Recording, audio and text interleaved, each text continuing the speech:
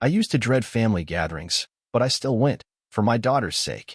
Maybe I wanted to prove to myself that things could be normal, or maybe I was just clinging to the idea that one day, my family would see me as more than a burden.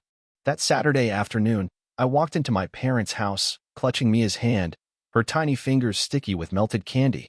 She was excited, bouncing on her toes, her laughter echoing through the living room as she spotted her cousins. It was supposed to be a harmless barbecue. My brother, Chris, was already there, holding court in his usual spot, beer in hand, bragging about work. My mother was fussing over the potato salad. My father grunted in greeting, barely looking up from his phone. The air felt thick with something unspoken, but I told myself to smile for Mia. Everything started unraveling during lunch. Mia, still just 6, was giggling with her cousins, making silly faces, her happiness infectious. I was pouring lemonade when Chris snapped, "Can you keep your kid quiet? Some of us are trying to have a conversation." The table went silent, tension rippling just beneath the surface. I tried to brush it off, whispering to Mia to settle down. Then, without warning, Chris stood up, strode across the room, and slapped Mia hard across the face. The sound was sharp and final, shattering any illusion of family warmth. I froze. My heart lurched. Mia's eyes went wide, stunned more by the humiliation than the pain, tears welling up as she clutched her cheek. What broke me wasn't just Chris's hand connecting with my daughter's face, it was the laughter that followed. My mother actually snorted. My father let out a low chuckle, as if someone had just delivered a clever punchline. Nobody moved to comfort Mia. No one scolded Chris. Rage boiled inside me. My hand shook as I pulled Mia into my arms, shielding her from the gaze of people who were supposed to love her. I wanted to scream, to throw something, to drag Mia out of that house and never look back. But I did none of those things. I bit down hard on my lip until I tasted blood, willing myself not to cry in front of them. The humiliation was suffocating, but even worse was the knowledge that I was powerless. For a split second, I caught Chris's eye. There was no regret, just a cold satisfaction. My parents' laughter lingered in the air, heavy and cruel. I didn't fight back. I didn't even speak. Not yet. I held my daughter and watched her confusion and pain, and inside, I made a silent promise that this would never happen again. Mia sat on my lap, her cheeks still red, her eyes searching mine for answers I didn't know how to give. The rest of the family acted as if nothing had happened. My mother complained about the weather. My father grumbled about traffic. Chris smirked, then, with the casual cruelty I learned to expect, cleared his throat and said, "Like mother, like daughter, both are useless." The words landed harder than the slap. My stomach dropped. I saw my mother's lips twitch into a grin, my father nod in agreement, as if this were all some shared joke at my expense. The room buzzed with a strange energy, everyone careful to avoid my eyes. Shame burned hot in my chest, mingling with a cold fury I hadn't felt in years. Chris kept going, relentless. "Maybe if you taught your kid some manners, she wouldn't embarrass herself in front of everyone. Or maybe she can't help it. Guess we know where she gets it from." For a moment, I thought about standing up and flipping the table, screaming in their faces until they saw what monsters they were. But I didn't. I stayed perfectly still, one hand running through Mia's hair, grounding myself with the softness of her curls. She sniffled, her little body trembling as she tried to hold back more tears. I tried to meet my parents' eyes, searching for any sign of regret or discomfort. There was none. Only amusement, a cruel sort of validation in Chris's words. I realized then that the abuse didn't start with him, it started with them. This wasn't just about one slap or one insult. This was years of being told I was less, of being the family's favorite punchline.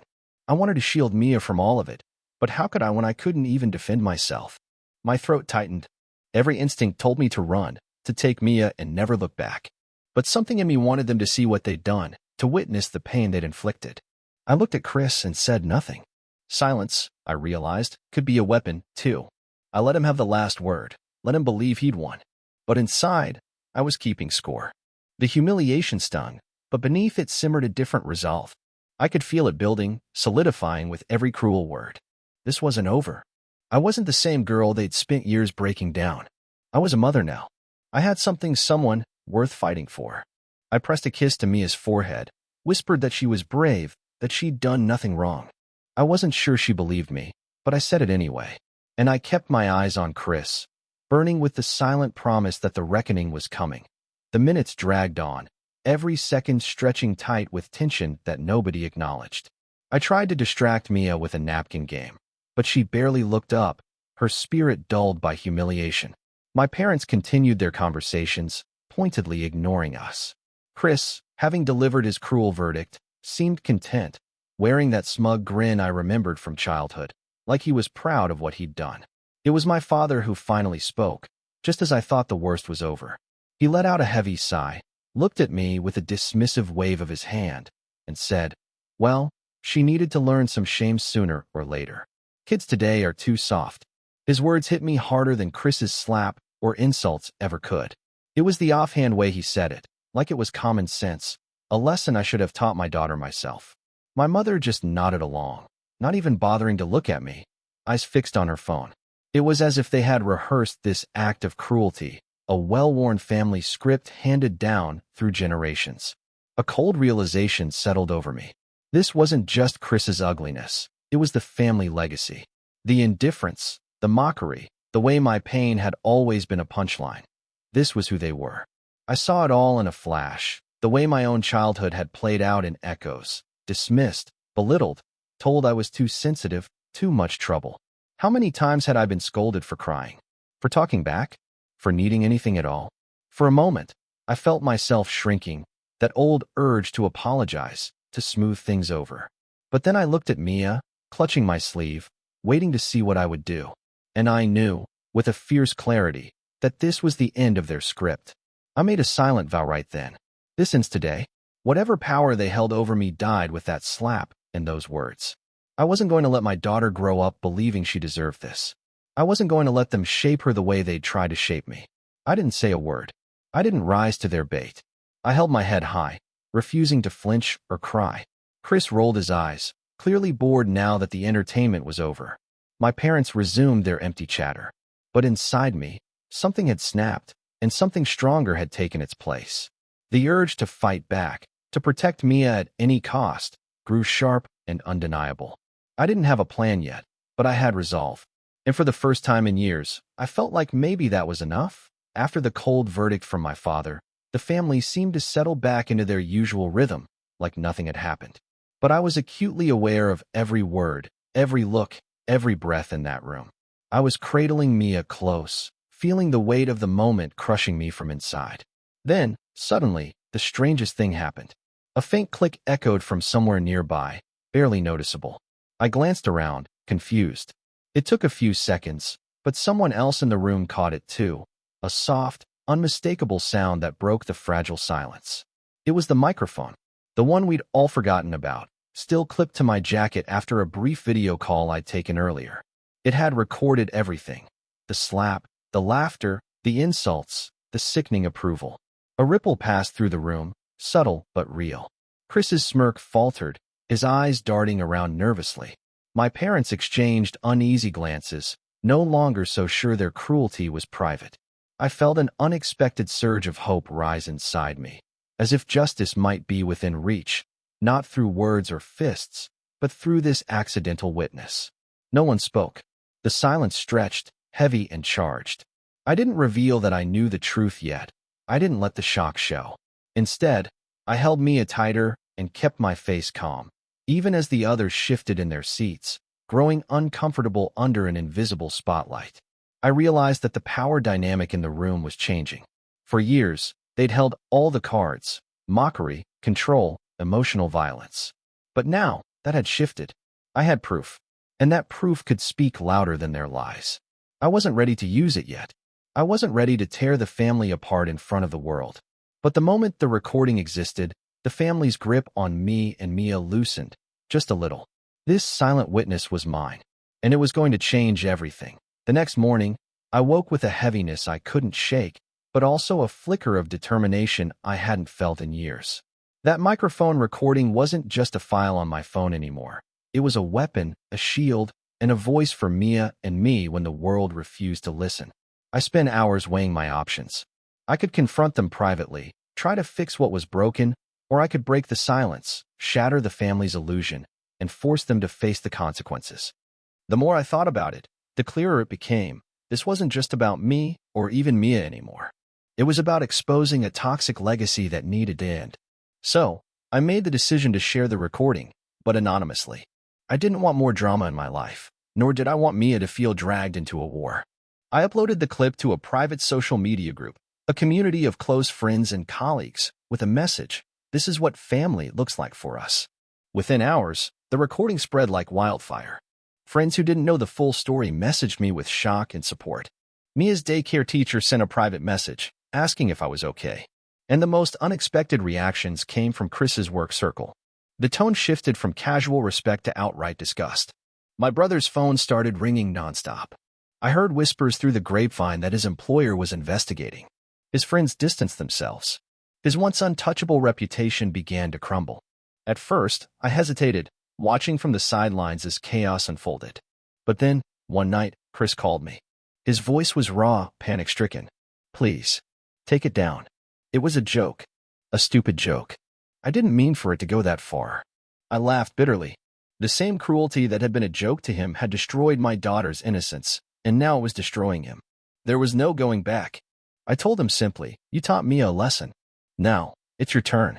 He begged, pleaded, even tried to threaten, but I was done protecting him. For the first time, I felt free, not because I was seeking revenge, but because I'd finally taken a stand for my daughter's future. The fallout was brutal, but it was justice in its rawest form. And through it all, Mia grew stronger, her small hand clutching mine like a lifeline to something better. Days turned into a blur of messages, phone calls, and whispered conversations behind closed doors. Chris's world was unraveling faster than I could have imagined. His job, which he'd flaunted as proof of his success, was gone. His social media pages were flooded with comments from people who once called him friend, now strangers throwing stones. One afternoon, I found myself staring at my phone as another message popped up, this time from Chris himself. His tone was desperate, borderline pleading. "Please, I'm sorry. This wasn't supposed to get this far. It was just a joke, a misunderstanding. Can we please talk? I want to fix this." I felt a cold satisfaction reading those words, but also something deeper, the heavy weight of what he'd lost. This was the reckoning he'd never imagined. The public shaming was nothing compared to the shame I saw in his words. I typed back simply, "You taught my daughter a lesson. Now it's your turn." I didn't mean to be cruel, but I wanted him to understand the depth of his actions. This wasn't about revenge. It was about accountability. Every moment of silence, every laugh at Mia's expense, every time he and my parents ignored her pain, they all added up. My phone buzzed with another message, this one from my mother, full of thinly veiled guilt and excuses. They tried the usual tactics, blame shifting, guilt trips, promises to make it right. But I was done. I blocked their numbers, deleted their contact information. My life was no longer theirs to manipulate. Mia started sleeping better. Her laughter returned, softer but genuine. She still flinched at loud voices, but with each passing day, I saw her healing. For me, the hardest part was facing the mirror and realizing how long I'd allowed this poison in my life. But I also saw something else, strength. The strength to break free, to protect my daughter, and to build a new future. I didn't want my story to be one of pain but of resilience. The fallout hurt, but it cleared the path for something better. For the first time, I felt hope, not just for Mia, but for myself. The silence from my family was deafening. No calls, no texts, no guilt-laden apologies, just empty space where their voices once were. They tried everything to pull me back in. Messages through mutual friends, vague threats disguised as concern, even a few desperate attempts to guilt me with memories of better times. But I was done. I built walls around myself and Mia, thick and unyielding. I watched my daughter grow in this new space, free from the shadows of their cruelty.